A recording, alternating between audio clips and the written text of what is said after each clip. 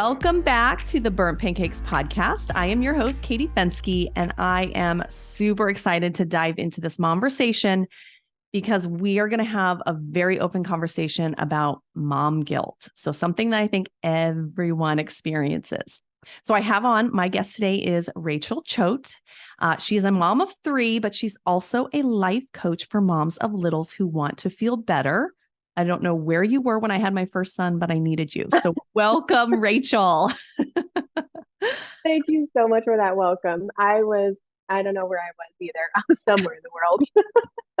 That's how we all felt, like so lost. I was just I reading, know. someone sent a newsletter message and she was like, I just want to explain how I was so prepared when I became a mom, but nothing went the way I thought it would. And I'm like, I Never can does. totally relate. Like, I get Does. you.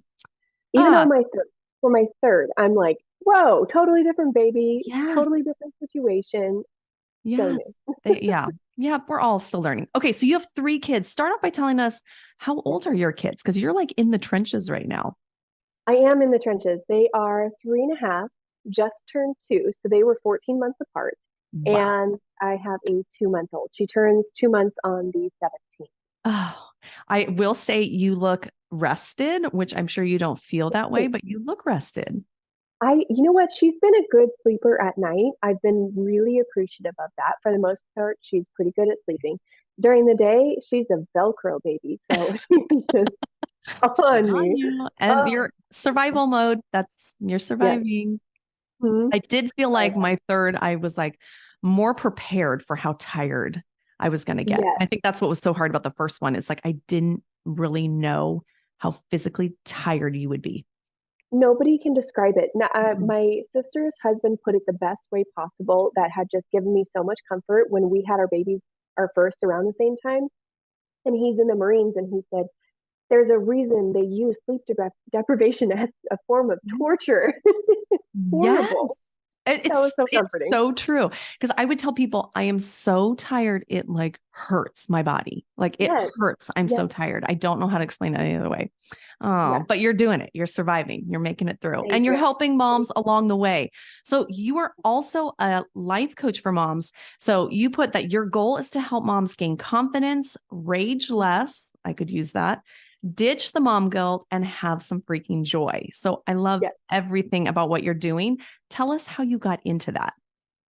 Okay, well, so I would start way back when I was a kid and I saw my mom being a stay-at-home mom and she would say how it was hard and I would look at her and roll my eyes and be like, It looks so how fun, can it mom. really be that hard? And no, it didn't look fun. It was just dishes and laundry to me. But that doesn't look fun. Who would ever want to sign up for that? And that doesn't look hard. Everyone can do dishes and laundry. By Right. the way, I wasn't helping with any dishes or laundry, so I'm sorry, mom. I It oh was hard. God, I say that all the time. Oh, mom, I'm so sorry. I know we just eat our words as we grow up. Oh, poor Mhm. mom. So I was like, I'm not going to be a stay-at-home mom. If I ever have kids, I'm going to work.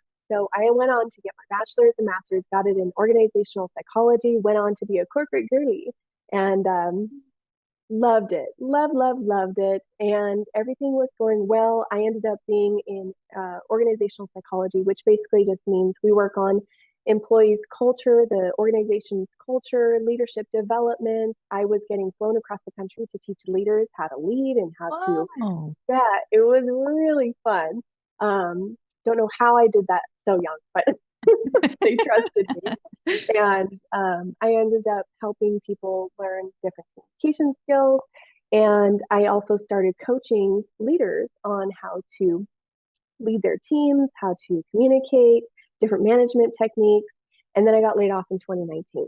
And it was a part of a big corporate layoff. And it was such a bummer, but it was a really good thing looking back in hindsight because while I was working there, I had lost a part of myself completely. Like I wasn't doing any hobbies, I wasn't putting anything into myself. I was really lost. So I didn't feel that great. My marriage sucked. Sucked. Absolutely.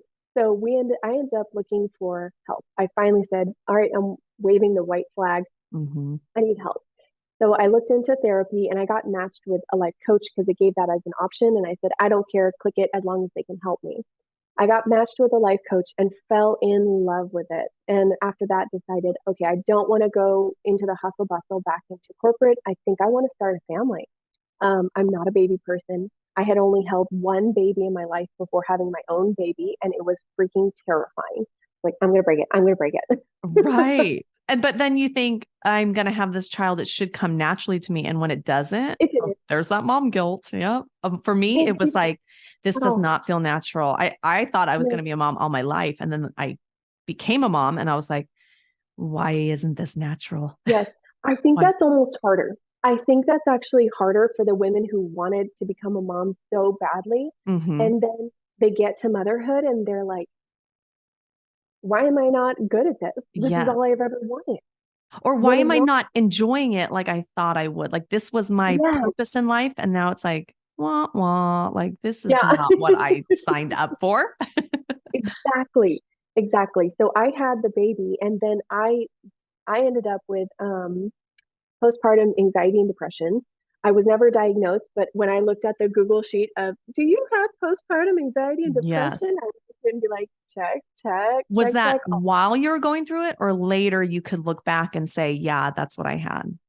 While I was going through it, Okay. I would not have checked the boxes. I would have said, I mean, I'm not that bad. That's not me. I'm okay. But Mm-hmm. looking back, I'm like, I'm not okay. I was Mm-hmm. not okay at all. I totally, Um, I can look back and say, I needed more help. And I did not know one yeah, that I did and two how to ask for that. And even like accept it when that's it the was hardest offered. part. Mm-hmm. Yes, exactly. It's so hard to accept help, especially now in this day and age, because there's so much shame in it. There's so Mm-hmm. much guilt in it.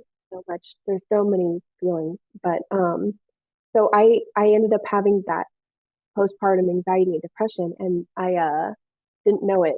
But I knew something was wrong. I didn't want to be a stay-at-home mom. I would tell my husband all the time, "I'm going to go to work," and he's like, "Okay, like I'll support you." I'm like, Yes. "But I can't. I can't leave this baby."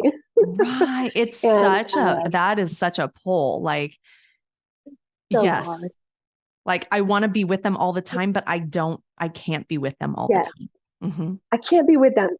Mm-hmm. I cannot be, but I need to be with you all the time. Yes. And I feel So, guilty for not wanting to be with you all the time. Yep. yeah, for even considering the thought, I want some space from you. Yeah, we've talked about that before, how even the thought of I need space from you just creates so much guilt. And we can Mm-hmm. talk about that too. And then 5 months postpartum, I realized that well, not realized, but I found out I was pregnant again. And I was Wow. like, oh, shoot. And I was like, I'm done. I'm done feeling like this. It's terrible. So I ended up switching life coaches to one that was particular for fire families because it's kind of a Oh, nuanced interesting. Okay, group. so your husband's a Um, fireman. he's a firefighter, yes, and it Okay. comes with so many pros, some hardships, but it's a nuanced way to live. So I Mm-hmm. really loved and appreciated that this coach brought in that knowledge as well and could provide that. And then I just kept going with the coaching, kept learning, kept investing in my own learning and development. And I saw my life transform, completely transform with what I was learning through coaching. And I said, I gotta do this. I gotta help other women. Mm. I specifically remember, I'm gonna like, if I cry, it'll be Ah, there. I I know I specifically have a moment remember, like that. Mm-hmm. Okay. yes, I was on the floor of my shower just crying. Mm-hmm. And I remember looking at this and God, if you help me with this, I will turn it around and help others. Oh my I will help gosh. others. Promise. Just Oh, I just help got me feel chills. better. Yep. I and I'm like so grateful that he did that because ooh, No, I it was feel such a it. hard place to be. Like crying in the shower is so cathartic. It was really a moment of like I can't do this. Like I can't do this. surrender. So yes, that was that's basically how I came to life coaching, and now I freaking love it. Oh, I love that. That's what they say. Take your like where you were like 5 years ago, that person help that person. So what you're doing is Yes, helping the mom you were when you had your Mhm. child. And yeah, I love that. Yeah. That's awesome. Okay, so let's get into the mom guilt part. Yes, yes, Because yes. I think this is like such a great topic to unravel. Like my own motherhood journey, I think that has tormented me was the mom guilt. And it's like, yeah, like those constant thoughts. And I'm still learning how Yeah. to manage them. A while ago, I heard a quote that was, this generation of moms are drowning because they were raised with the traditional gender roles, like you and I are stay-at-home Mhm. moms, but also being empowered to be very independent. So now they still have to take on the majority of the household duties while simultaneously killing it at work, and they're just tired. Like that Yes. summed up, like that's exactly how I feel. Like, do you feel like the Mhm. pressures now put on moms just increases those feelings of mom guilt? Oh, 1,000%. Yes, absolutely. Because it used to be where you were expected mainly to just really go all in on your motherhood, on your home, and that was great. I'm not saying that any of them didn't feel mom guilt. I don't Mm-hmm. want to take away from Or any that of that that. wasn't hard. That is hard too. Exactly. Yeah. It is still really hard. And my mom and I have had frank conversations about that too. And it's just hard all over. But yes, now we're seeing so many more conversations about what it means to show up. I've also heard sayings like we're expected to mother like we don't have work and work like we don't have a motherhood. So that's hard as well. So I want to answer this question. Like, I believe yes, it is making it harder, and also no, because the way that I coach is that your thoughts are creating how you feel and how you behave in your life. And the situations that we have are neutral, and then we think thoughts about them. So yes, the pressures and demands are hard, but our thoughts are making it harder on us. And so that's why it's so important, especially now in this world, to manage our thoughts so that we can kind of combat that expectation and the pressure to show up. And um, I don't know if you've heard anything about the mental load, but the mental load is huge in motherhood. Basically, like what you're keeping track of in your mind that is unnoticed and invisible work. Like, oh, I have to make an appointment for the doctor and I have to put their shoes in their backpack because they have that Mhm. event later on. All of that and sharing the mental load is also being brought to the surface, and how we think about that matters. So I definitely agree that the pressures are creating a lot of situations where it's easier to feel guilt, and we need to really beef up our thoughts and our the way that we interact with our world in order to work with that. I love that because I feel like on your Instagram account, your stories, you made me really aware of my thoughts. And I think that is the big deal. Like I can Yes. choose the way I want this thought to make me feel. So I've been Yes. working on it. I'm really working on it. Oh, I So can't wait to hear that. so let's pretend like you're coaching me through some of these feelings because Okay. the way you explained mom guilt and like how to change, like the way you explained it was like so aha to me. So coach me through some of these things. Okay. I'm going to go through a I'll couple try to remember examples. how I like Oh, it described was, it, but if I I didn't, screenshotted your story because I'm like, this was so great because it made me oh, feel like, yes, I've had that feeling of mom guilt. And when you went through, like, yeah, where does this thought come from? And is it true? I was like, oh, yeah. it's not true. And I can change Uh, that. It was awesome. that makes Okay. my heart sore. So, I think that's what you did. You went over the thought behind it and you didn't judge yourself for feeling that way. And then you said, is this true? So Yeah. let's talk about leaving my kids with my husband because that was hard when they were little. I always thought I shouldn't leave them. I can do a better job. Mm-hmm. Or just more like he is totally capable, but I just felt like, oh, it's easier for me to do it. Or he's Yeah. not a morning person, so he'll be grumpy if I'm not the one getting up. Or, Yeah. if I went out and had coffee with my friends, I have to leave him with the kids. I shouldn't do that. Even though like if it were reversed, he would have been like, "Hey, I'm going to go see my friends." I'll be like, "Great, go. Have a good time." Why do I feel guilty leaving my kids with my husband? Like how do I get Yeah. that at my hands? Or I shouldn't have a break from them. Cause like when I Yeah. leave them with my husband, it's like I'm taking a break, but Yeah. why do I feel guilty for that? Yeah. There's so much in that. I'm going to tackle the break thing first Okay. because 100% in what other profession in life does anyone think I shouldn't need a break from this? Doctors know that they need a break. Engineers, welders, every single person, teachers know that they need a break. So why is it in motherhood we think I I don't get a shouldn't need a break. break? It's Right. so insane. And That's even when so my kids true. are like napping, I had to go through this with my own life coach. I was like, I do have breaks though at night and in the afternoon. I have breaks, and went through that. Each person is different, but even those breaks don't feel like breaks because I'm still on. My brain is still on and working to listen for the monitor, make sure that the food is prepared for lunch, making sure the house is okay, and I'm still completely on. So yes, it's okay to want a break from your kids. It doesn't mean that you're a bad mom. It doesn't mean any of that. It just means that you have a body that has a capability and you need a reset. And just like every single other human being in the world. So that's that. And then what we talked about is um, feeling like you're being inconsiderate or inconveniencing your husband Hmm. when are wanting to do something for yourself and they have ownership over the kids for the time that you're away. And like I said, is it true? Is it true that you are inconveniencing your husband? Or is that just a thought you have created in your head?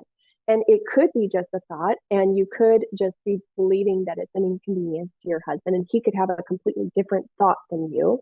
And I talked about this with my husband actually last night because I was like, what are your thoughts on it? He's like, I don't think of it as an inconvenience. It's just like, okay, now I have the kids. And I like, even now, 3 years into coaching, I'm like mind blown. You don't Right. think that it's an inconvenience? Oh, Right. because I even a like, 100% when you said that, you're like, is it true? Was it a thought? And I'm like, 100%. Like he would say, hey, I'll get the kids this morning so that you can do your workout. He used to always say that.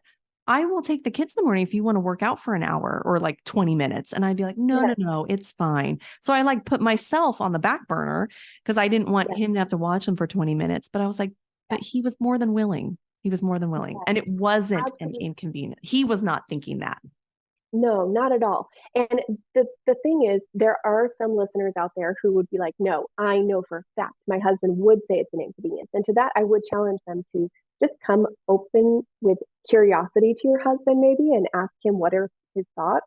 And then I would also challenge it, like I said in the stories that I did on my Instagram, that even if it is an inconvenience, what if that was okay? It's an inconvenience and that's okay. You do have a good heart that you don't want to be inconveniencing anyone. Your heart is that you want to help others because you are considerate. And can you be okay with knowing that you are going to go about life and still inconvenience people? And that's okay. You can honestly get real with like how often am I okay with inconveniencing other people? Maybe for you, it's that 20-minute workout once a day or 20-minute workout every 3 days. Maybe it's inconveniencing your husband with an hour-long coffee date every week or whatever it is that you really want to be doing. What if you just make it okay? Because you're not in control of anyone else's feelings. You're not in control of their thoughts. But if they can say, yeah, I'll take it on, it's an inconvenience, but I'll do it, Right. it might just be the way. Right. And the whole like, I am human and I need breaks. That's like everyone else gets breaks. Why can't I? Like, that's, yeah. Like, why am I not giving myself what every other person needs? Yes, Yeah. yes. Yeah. And the best part is when you do get those breaks and when you do feel yourself, like I have a joy list and I talk about creating joy in your life. When you start proactively filling up your own cup, you start to see, oh my gosh, I'm able to respond better to my family. I'm so happy to be with my family. It's this weird thing of, oh, the more I pour into myself, the more I can pour into others, which is Mhm. so cliche, but it's true. It's So true. true. Okay. I want to put a link to your joy list down below. So don't let me forget to get that because you have Okay. this Yeah. great list of ideas that just little Yeah. things, like little things Yeah. that you can do for yourself. Yeah. Okay. What about that feeling of mom guilt of, I sure let my kids watch way more TV than I ever Mm-hmm. thought I would. Like, there's Mm-hmm. such screen time, and you're like, Yes. Yes. okay, but I definitely let my kids watch TV, especially when I had littles. And it was like, if this one's napping and I put a show on for you, I will get a 20-minute, Yeah. 30-minute break, or even longer than that. Sometimes I put it on Yeah. longer. How do Yes. you navigate those thoughts? First, want to say I so just want to hug every mom that feels like that guilt of screen time because it is hard out there. It is so hard to try to be a mom and you have this tool, you have this resource, and yet everywhere you're getting messages that if you use it, you're a bad mom. And Mhm. it's like almost, I felt like I had been defeated. It was this embarrassing feeling of defeat when I first turned on the TV for like my 7-month-old baby when I was 2 months pregnant and I was dying. And it Mhm. was embarrassing, shameful admittance of defeat when I turned on that screen.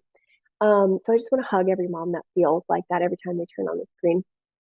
And what I would say about that is look at it as a tool in your toolbox. And then you get to decide intentionally each season, each day, how much you want to use that tool. It's just a tool that is as useful as a tool as coloring, as Play Doh, as, I don't know, whatever outside time. It's a tool. TV in itself is neutral. And then you have thoughts about using TV, which create feelings. So let's move to a different thought that's going to create a different feeling for you. Instead of I use the TV and now I'm bad, or I'm a bad mom, or I'm not showing up for my kids, or I'm negligent, or I'm not good enough, or I'm too lazy. Let's move away from those thoughts because there is no upside to self judgment. There's none. It doesn't help you do anything productive. Let's move to a thought that even is neutral, like there's the TV and I can use it when I want. There's the TV, and I get to choose how much I use TV for my family. And it's a tool that I have in my toolbox that I get to use. And then you can move into feelings like there's the TV, and there are certain aspects of TV that are really positive for my family. Like now, when I sit down, we just have different rules about TV in my family. Like when we do TV, usually we sit down as a family and all relax. That's our relaxing time. And it's oh my gosh, the TV cuddles. I live for the Yes. TV cuddles. Like Yes. that is an important time for me, and I let myself know that that's okay. It's not going to rot their brains after a couple minutes. And then you get to also choose how to be intentional with what programs you're showing to your kids, with what shows you're offering. And I think that's what builds confidence in moms is when they get to take that feeling of it's not in control of me, I'm in control of it. It's not like it's overpowering me. I'm saying these are the kinds of shows that I feel comfortable. And I know every single mom listening to this has that intuitive feeling, Yep. has that gut feeling of they turn on the TV and they're like, ooh, I don't really like this. Okay, let's go back to this show or let's watch Right. this one. So you Just already are showing up. Great. right. Wait till your kids get older and they find YouTube and all these like Oh, YouTubers. I told my son, I'm like, we are done. Like, I don't need you watching this. You're right. I'm going to choose yes, what is appropriate. But when you were talking about the couch, it just totally reminded me the other day. So now yes. that mine are a little bit older, Friday movie nights are like the best thing ever. By Right. Friday, and all of mine can sit and watch a movie now. Like, before That's when they're important. little, it's like Yes, they're halfway in, like they're done. yes, But we were sitting on the couch, all five of us, and I just looked over. Everyone's, cuddling on the couch, and I'm like, everything I love right now is on this couch. Like, yes. this is Oh, I our love that thought. family. It Oh was my just gosh. so, it was a sweet moment for me to just go, there, I just love everything on this couch right now. Yes. It was really That sweet. reminds me of like me growing up. We would sit down and watch a movie, and especially like holiday movies were our jam. And I just remember like literally curling up in my dad's legs and like just feeling so happy to be with my family, doing something together. And that's what I hope more moms get to the feeling of is there are some benefits to it. It's a tool that you Yeah. can use. and create positive benefits of connectivity with it. Just Yep. one tool. Yep. When would my 9-year-old ask to cuddle with me?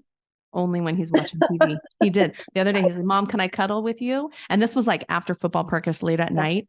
And in my head, I was like, you need to go to bed. Like, this is bedtime. But I'm like, of course you can cuddle with me. Come on over. Like, he probably said it, I'm going to be able to stay up later. But I'm like, yes, come over and cuddle. Like, you're only going to cuddle with me a little bit longer. I love that. Okay. What about, because this is one I feel very guilty about. Before becoming a mom, I thought I'm going to be so patient. I mean, I was a teacher, so I was like, I've got this patience thing nailed. And then I had kids and I have lost my temper. I have yelled at them. And then I feel so guilty about how I behaved. So how do I get through that? Yeah. First and foremost, I want to offer that guilt is not something to try to avoid or feel like it's the worst thing ever. I have a different relationship with guilt. I think of it as like my my best friend, my signal that allows me to kind of direct me in, ooh, I did this and I don't feel great. Now there's a difference between guilt that is productive and guilt that's unnecessary. We can go into that, but usually yelling at my kids is like a guilt that's productive. Oh, I don't really want to be doing that. So I tend to look at guilt a different way, and I thank my guilt. Thank you, guilt, for showing me that this is not really what I want to be doing. Thank you for providing this information. So there's that. But second of all, do you know why you yell at your kids? I lose my pay. I told him 5 times to put his shoes on and he didn't listen for 4 times. But like, why do we do that? Why do we keep doing it? And there's that story, that quote, when we know better, we do better. I think that is great. It's beautiful, but it's not always true because we know that it's better to not yell at our kids, and yet we keep doing it. So why? And the reason is, it's because it works. It's because it works. It works. That's so funny because I tell my son that. And I'm like, I've started learning to just express like, Roden, I am starting to get a little bit frustrated because I've asked you 3 times nicely and I might have to yell because you're not listening. But you're right. Like he just does not. It's like you hear me, but you're not listening. You're not. Yes. It's not going in unless I scream at you. Yes. And so that's why we do it. It's because our brain functions that way. Our brain's entire purpose is to, my goodness, I'm having a brain fart. Oh, yeah. So avoid pain, seek pleasure, and conserve energy. So one of the ways that it conserves energy is by, oh, if this thing works one time, we're just going to keep doing that over and over. We're going to create neural pathways for that action. So when we're overwhelmed or they're not doing what we're saying and we want them to stop yelling or to do what we're saying, and we have one tool in our tool belt, which is yelling, and that one works really, really well, our brain's going to say, okay, let's yell because that works. And we're going to go straight to there because it's so freaking hard to shut off the emotional part of the brain and turn on the logical part of the brain that says, okay, take a breath, let's not yell. It's a practice, it's hard, and you're not doing it wrong if you do yell. Guess who still yells? The life coach, okay? It's because it works. And do I want to yell? No. Am I constantly working on creating other alternatives? Yes. But the reason you feel so bad about it is because you don't want to yell. Of course you're going to feel guilt because you don't want to do that. And you don't think of yourself as a yeller. Of course you're going to feel bad, especially, I don't know if you've ever done this. I think the worst feeling of yelling is seeing their faces after. Yeah. Yes. It's the worst feeling. Right. And like, it's that moment of, oh, I hate that. I hate that so much. The minute it comes out, you're like, oh, gosh. Yes, yes. And so there's so many tools to learn how to change that course. And I've been thinking about creating a course on how to stop yelling because every single mom I've ever talked to says, I want to know how to stop yelling at the kids. That's probably in the works of either 2023, or probably 2024. But man, I just want to That's awesome. I'll buy it. I'll get it. Yay! We'll come back on and talk Pre-sale. about it. Boom, boom, click, click. Yeah, I just hope that everybody here knows that when you do yell, you're a human being. You have limits. And there are things that you can do to create a change, whether it's your thoughts, whether it's self care, whether it's getting yourself more joy, whether it's less criticism of yourself. There's things that you can do to prevent it or to mitigate yourself from yelling. Um, but it's because it works. It's like, I hope that you don't feel so shamed by it because I keep saying this, but there's no upside to self judgment. It doesn't produce the change that we're hoping for. Self compassion is going to create so much more change than the judgment we have of Yes. ourselves. That inner mean girl that Right.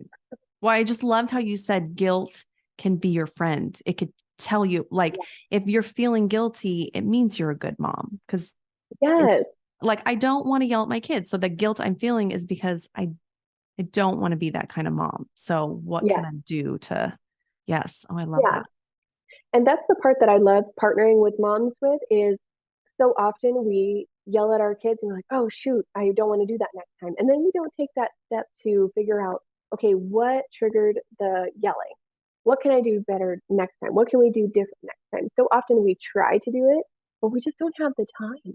We don't have the Mm-hmm. capacity to really figure that out. And then, of course, our kids are changing things up on us every single day. So what we yelled at them yesterday is different than what we yelled at them for today. So it's different. And so that's why I love partnering with moms and talking through that to create some intentionality behind it that maybe they're seeking and they're trying to get. And it's in them, it's in you intuitively. Like that's what I bring out is what you have inside of you already intuitively. And we're just bringing it to the surface. And Mm, that's what I love. But yeah. love that. Oh, so great. Okay. Is there any other like mom guilt topic that you feel like comes up a lot that a lot of Mm. moms feel that I Oh gosh, I missed? there's just so much. Those were my top three, but Yeah, now I'm in the depths of babyhood and I'm starting to feel the guilt of like breastfeeding versus pumping versus bottle feeding versus um are like even desiring to get away from your baby for a little bit, the guilt of feeling like you're not doing enough or having your house clean enough. A lot of people feel guilt about not being able to show up as the wife they want to be during that time because motherhood is also in partnership with fatherhood, and it's tough when we feel like we have nothing left to give to our partners, and so that guilt pops up a lot. The guilt that's a of big one because you're giving 100% of yourself to yes, these kids all day. I remember that where it was like, yes, please don't touch me. I've been touched all day long. Don't touch me. yes, Yeah. yes.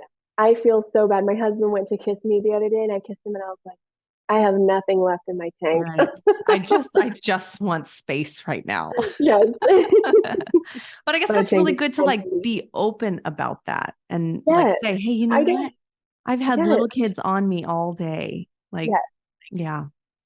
And we had the conversations of, hey, I want to be physically close to you. I want you. I want to be with Hmm. you and cuddling. I love that about our relationship. And here's some ways that we can do that so that I'm not tapped out by the end of the day. Yes. Here's Yes. some ways for us to work together to meet our same goal.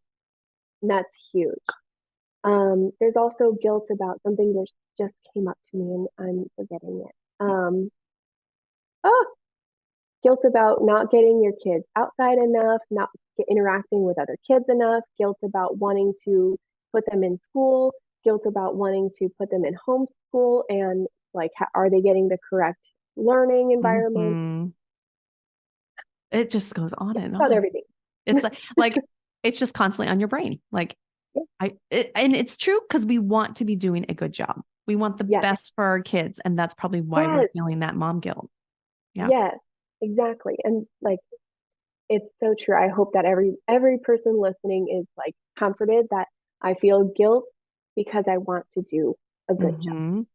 And Yeah. I am a mom, but I'm also human, and that's okay. Human, yes, human, Yeah. not a robot mom. And guess what? I think one of the best things that I've talked to women about is showing your kids that you have emotions and how you're navigating your emotions is a good thing. It allows them to feel comfortable having their emotions. So they don't feel horrible, feeling angry or guilty or ashamed. They can come to you because they know that you've grappled with those same emotions and are processing them as well. It's a Yes. beautiful gift for your kids. Yes. I told my kids the other day, I said, seeing this big mess stresses me out. It gives me some Yeah. nervous feelings. Would you Yeah. please help me not feel Yeah. so nervous by helping me clean this up? There's Yes. something about that Yes. messy room that I'm like, I'm feeling Yes. anxious. Yes. Yeah. And there's actually scientific data to back up why you feel that way. Interesting. That and noise, like when the noise is going on, Everything. which is another torture thing, right? Like hearing the Yes. same all over. I'm like, Yes. the noise is just triggering me right now. Yeah. Yes. Just need it Yes. quiet. Yes. Yeah. Oh my gosh. I feel like you have so many good nuggets in this episode. This is incredible. Um, any last words of encouragement to the moms listening? Yes. First and foremost, there is always hope. There is hope for a change. There is hope for help. There is hope for support. And also, I just want to offer like one of the most damaging thoughts that I feel like come up upon so much is the thought, I'm fine. I'm fine. That's what I generally am butting heads with is our clients, my clients are thinking I'm fine, and it takes them um, really falling apart in order to seek help. And guess what? You don't need to fall apart to seek help. There is help Mm-hmm. there. There's available, whether it's therapy, whether it's medication, whether it's coaching. I would love to help you. And there's always a way to feel better, and you can feel better now. And it's insane how quickly it can happen. You can feel better after 20 minutes of talking, and it's insane. Just having someone I listen. Yeah. Yes, yes. And Mm-hmm. it's I would say that there's hope and that motherhood is hard, and hard doesn't mean bad. It's just that motherhood is hard. And I truly believe that motherhood is hard for a good reason.